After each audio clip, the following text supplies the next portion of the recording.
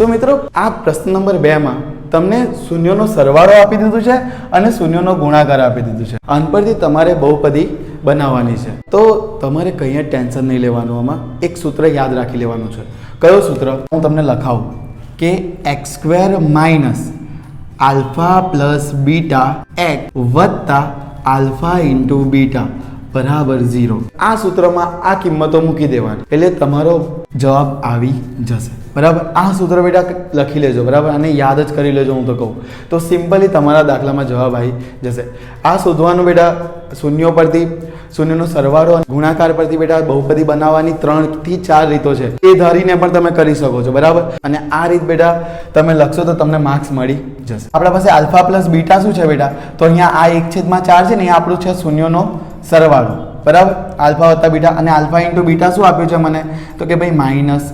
Simply હવે આ સૂત્રમાં મૂકી દઈશું તો કે ભાઈ x² માઇનસ આલ્ફા વત્તા બીટા શું છે? જો 1/4 x વત્તા આલ્ફા ઇન્ટુ બીટા શું છે? -1 બરાબર 0. જો ધ્યાન દીધી હો. x². હવે x ગુણ્યા 1 તો x/4 વત્તા -1 ના માઇનસ પ્લસ -1 બરાબર 0. હવે અહીંયા ખાલી આના છેદમાં 4 છે. તો જ્યારે પણ આવું થાય ને કોઈ 1/4 હોય કે કોઈ 1/4 પડે એટલે લસા લેવું પડે. પણ તમને લસા ન લેતા આવડતું હોય ને તમારી સિમ્પલ ટ્રીક બેટા અહીંયા 4 મૂકી દો. અહીંયા પણ 4 મૂકી દો. 4x² ઓછા અહીંયા તો 4 છે એટલે આની નીચે કશું નહીં મૂકવાનું. આની નીચે 4 નથી તો આને અહીંયા પણ 4 મૂકી દો. બરાબર. 4 વડે ગુણી નાખ્યો તો આખાના છેદમાં શું આવી જશે? 4 બરાબર 0. એકદમ સિમ્પલ. જો અહીંયા 3 હોત તો અહીંયા બી 3 ગુણી નાખત, અહીંયા બી 3 ગુણી નાખત. બરાબર. જેના નીચે હોય ને સંખ્યા એના જોડે ગુણવાનું નહીં. બરાબર. તો હવે આ 4 છે. 4 અહીંયા ભાગાકારમાં આવી ગયા. સામે જશે તો ગુણાકારમાં શું આવશે? તો કે 4x² માઇનસ x - 4 બરાબર 0 ગુણ્યા 4. તો શું જવાબ આવી ગયું? 4x² માઇનસ x - 4 બરાબર 0. આ તમારી આવી ગઈ માગેલ બહુપદી. તમારી આવી ગઈ માગેલ બહુપદી. દાખલા નંબર 2 માં બેટા શૂન્યનો સરવાળો શું આપી છે? વર્ગમૂળમાં 2 અને ગુણાકાર 1/3. મેં કીધું છે એમ આ સૂત્ર તમારે યાદ રાખી લેવાનું. x² માઇનસ આલ્ફા વત્તા બીટા ઇન્ટુ x વત્તા આલ્ફા ઇન્ટુ બીટા. બરાબર. ચલો હું ફરીથી આ સૂત્રમાં મૂકી દઈશ બધું. x² માઇનસ અહીંયા આલ્ફા વત્તા બીટા શું આપ્યું છે? વર્ગમૂળમાં 2 x વત્તા આલ્ફા ઇન્ટુ બીટા શું આપ્યું છે? 1/3 બરાબર 0. હવે એકદમ સિમ્પલ હો. આ અહીંયા ખાલી આના નીચે 3 છે તો આ બંનેના નીચે નથી તો આ બંનેને 3 આપી દેવાના. તો 3x² ઓછા અને અહીંયા 3 ગુણાશે એટલે 3 ગુણ્યા વર્ગમૂળમાં 2x વત્તા આના નીચે 3 છે એટલે આને 3 નહીં આપવાના. એક આખાના નીચે શું આવી જશે? 3. બધાને 3 મળી ગયા એટલે ભાઈ બરાબર 0. હવે 3 ક્યાં જશે? સામે.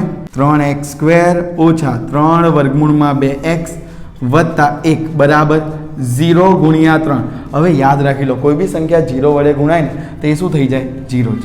એટલે આ આવી ગઈ તમારી માગેલ બહુપદી. તો હવે દાખલા નંબર 3 શું કહે છે? તો કે ભાઈ આલ્ફા વત્તા બીટા શું આપ્યું છે? સરવાળો 0 અને આલ્ફા ઇન્ટુ બીટા વર્ગમૂળમાં 5. હવે સિમ્પલ કશું કરવાનું નહીં. આ સૂત્ર યાર આ સૂત્ર કરી લેજો. આ સ્વાધ્યાયના 6 દાખલા તમને આવડી જશે. બરાબર. જો x² ની જગ્યાએ x² માઇનસ આલ્ફા વત્તા બીટા શું આપ્યું છે મને? 0x. કારણ કે 0 જ થશે ને વત્તા આલ્ફા ઇન્ટુ બીટા વર્ગમૂળમાં 5 બરાબર 0. સિમ્પલ. હવે અહીંયા તો કશું છેદમાં છે જ નહીં એટલે લસા લેવાની કોઈ જરૂરિયાત જ નથી. x². હવે માઇનસ 0x. આ તો 0 એટલે એની કોઈ વેલ્યુ જ નથી.